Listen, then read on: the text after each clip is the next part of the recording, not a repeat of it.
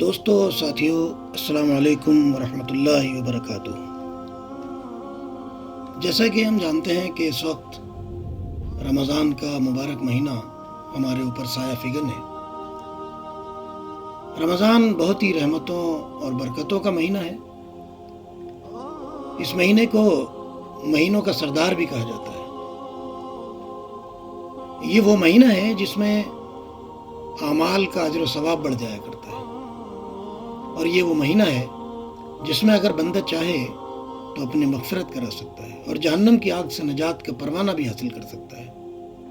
دوستو اور ساتھیو، یہ ماہ مبارک ہماری زندگی میں ہر بار آتا ہے، ہر سال آتا ہے، اور ہم میں سے ہر ایک اپنی اپنی استطاعت اور گنجائش کے مطابق اس ماہ کی مبارک ساعتوں سے فائدہ بھی اٹھانے کی کوشش کرتا ہے، لیکن ہم دیکھتے ہیں کہ مجموعی حیثیت سے ہماری حالت میں کوئی بہتری نہیں آتی ہے، کوئی مثبت تبدیلی نہیں آ رہی ہے۔ ہمیں اس پر غور ضرور کرنا چاہیے کہ آخر اس کی وجہ کیا ہے۔ دوستو ساتھیو، ہمیں محسوس یہ ہوتا ہے کہ ابھی ہم نے شاید اس ماہ مبارک کی وہ قدر ہی نہیں پہچانی ہے جیسے کہ اس کی قدر پہچانی جانی چاہیے تھی۔ رمضان کے اس مبارک موقع پر اس بار ہماری کوشش ہوگی کہ اس ماہ مبارک کی اہمیت کا تعارف ہمارے سامنے اس طرح آئے کہ ہم اس کی قدر کو پہچاننے لگیں، تاکہ انفرادی زندگی کے ساتھ ساتھ ہماری اجتماعی زندگی میں بھی تبدیلی آئے اور اس کے اثرات ہمارے معاشرے میں نمایاں نظر آنے لگے۔ لہذا اس سیریز کی پہلی قسط میں ہم آپ کے سامنے یہ بات رکھنا چاہتے ہیں کہ رمضان مہینہ ہے احتساب کا۔ جیسا کہ پیارے نبی حضرت محمد مصطفیٰ صلی اللہ علیہ وسلم کی ایک حدیث میں بیان کیا گیا ہے کہ من صام رمضانا ایمانا و احتسابا غفر له ما تقدم من ذنبه۔ یہ بخاری شریف کی حدیث نمبر 38 ہے، جس میں فرمایا گیا کہ جس نے ایمان اور احتساب کے ساتھ رمضان کے روزے رکھے اس کے پچھلے گناہ بخش دیے جاتے ہیں۔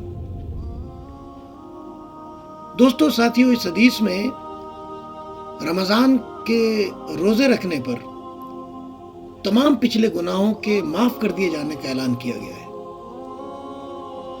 مگر گناہوں کی معافی کے لیے جو شرط لگائی گئی ہے وہ ایمان اور احتساب کی شرط ہے۔ یعنی کوئی بھی روزہ ایمان اور احتساب کے بغیر اگر رکھا گیا تو پچھلے گناہ جیوں کے تو رہیں گے، کوئی گناہ معاف نہیں ہوگا۔ اس اعتبار سے ایمان اور احتساب کو سمجھنا بہت ضروری ہے۔ تو آئیے ایمان اور احتساب کو سمجھنے کی کوشش کرتے ہیں۔ سب سے پہلے ہم ایمان کو لیتے ہیں۔ ایمان دراصل اللہ اور بندے کے درمیان ایک عہد و پیمان کا نام ہے کہ ہم انسانوں کو اپنی زندگی گزارنے سے متعلق جو اصول اور ضابطے نبی اکرم صلی اللہ علیہ وسلم نے ہمیں بتائے ہیں، ہم ان کو دل سے تسلیم کریں اور ان پر عمل کر کے ہم ان کو سب سچا ثابت کر دیں۔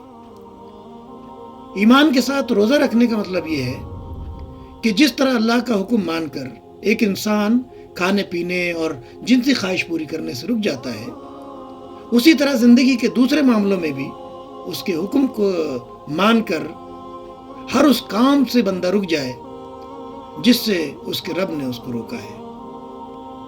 یقین جانیے کہ انسان اگر روزہ رکھ لے لیکن اس عہد و پیمان کو تازہ نہ کرے تو اس کنڈیشن میں کوئی گناہ معاف نہیں ہوگا۔ پچھلے گناہوں کی معافی کے لیے جو دوسری شرط ہے وہ شرط احتساب کی شرط ہے۔ احتساب کا مطلب ہوتا ہے حساب کتاب کرنا، جائزہ لینا، عیب اور ثواب کی جانچ پڑتال کرنا، اپنے اعمال کی نگرانی کرنا۔ احتساب کے ساتھ روزہ رکھنے کا مطلب یہ ہوا کہ انسان اس بات کا جائزہ لے کہ میرے اندر کون کون سی کمزوریاں ہیں جسے مجھے دور کرنا چاہیے، اور کون سی خوبیاں ہیں جس کو پروان چڑھانا چاہیے۔ اس بات کا جائزہ لے کہ روزہ رکھنے سے پہلے میرے اندر جو کمزوریاں تھیں وہ روزہ رکھنے کے بعد دور ہوئیں یا نہیں ہوئیں۔ اپنی مکمل دیکھ بھال کرنا اور اپنے اعمال کی مکمل نگرانی کرنا ہی دراصل احتساب کہلاتا ہے۔ اگر انسان روزہ رکھنے کے بعد بھی ویسا ہی رہے جیسا روزہ رکھنے سے پہلے تھا اس کے اندر کسی قسم کی نہ کوئی کمزوری دور ہوئی ہو اور نہ کسی قسم کی کوئی خوبی اس کے اندر پروان چڑھی ہو، تو اس طرح کا روزہ رکھنے سے پچھلا کوئی گناہ معاف نہیں ہوگا۔